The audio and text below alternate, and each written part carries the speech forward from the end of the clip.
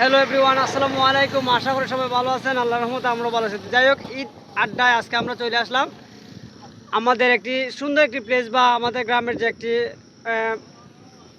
সামনে একটি সুন্দর একটি জায়গা নিমতলা আছে। সেই নিমতলার মাধ্যমে আসার পর আমরা একটি গবেষণা নিয়ে আসলাম যে জায়গাটির মাধ্যমে আসলে আজকে ঈদ কেনাকাটার উপলক্ষে একটি একটি আমাদের এই যে সাথে একজন লোক আমি দেখানোর চেষ্টা করতেছি, ইমরান খান। আসলে লোকটিকে নিয়ে আজকে আমরা গবেষণা কিছু কথাবার্তা বলবো। এখন আমরা চারজন মানুষ আছি, চারজনে কিন্তু আসলে জ্ঞানী। জ্ঞানীর মধ্যে আজকে আমরা প্রশ্ন হইব, এই যে এই লোকটা একটা গেঞ্জি কিনছে, দেখেন হবিগঞ্জ মার্কেট থেকে খুব চড়া দামে। আসলে চড়া দামে যে কিনা হয়েছে এটা অবশ্যই সঠিক কথাটা, কারণ আমরা হবিগঞ্জের বাজারে গরুর বাজার কিন্তু গরু পাই নাই, খেলা গরু পাই নাই। বড় বড় গরু যা ছিল সব চলে গেছে, এবং ক্রেতাগুলো খুবই হতাশা ছিল, এবং বিক্রেতাগুলো খুবই নাই বলতে চলে। যাই হোক, হবিগঞ্জ বাজারে এই লোকটা আমরা আপনার নিজের মুখে শুনুন যে লোকের কাছে গেঞ্জিটা হতে কিনা হচ্ছে। কালার যেহেতু সুন্দর, তারপরেও কিন্তু দামে কিন্তু সস্তা, কিন্তু তার কাছ থেকে কিন্তু নিয়ে গেছে অনেক দাম। আচ্ছা, তোমার এটার দাম কত মা?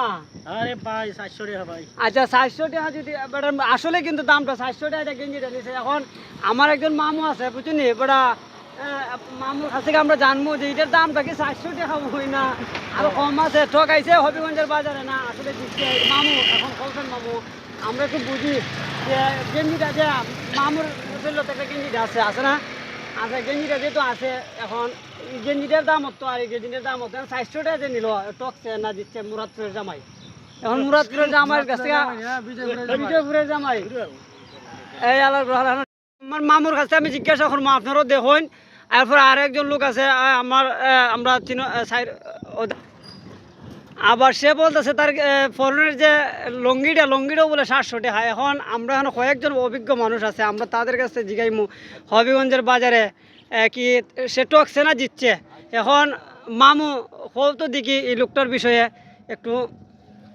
না আসলে এই লোকের কথা কি বলবো, বর্তমানে যে গেঞ্জি আমরা মার্কেটে 200 টাকা 150 টাকা পাওয়া যায়, তার কাছে 400 টাকা। তারা সহজ সরল ভাব্য দেখেন ভাই, আমরা যে লুঙ্গি আমরা 200 250 টাকা কিনি।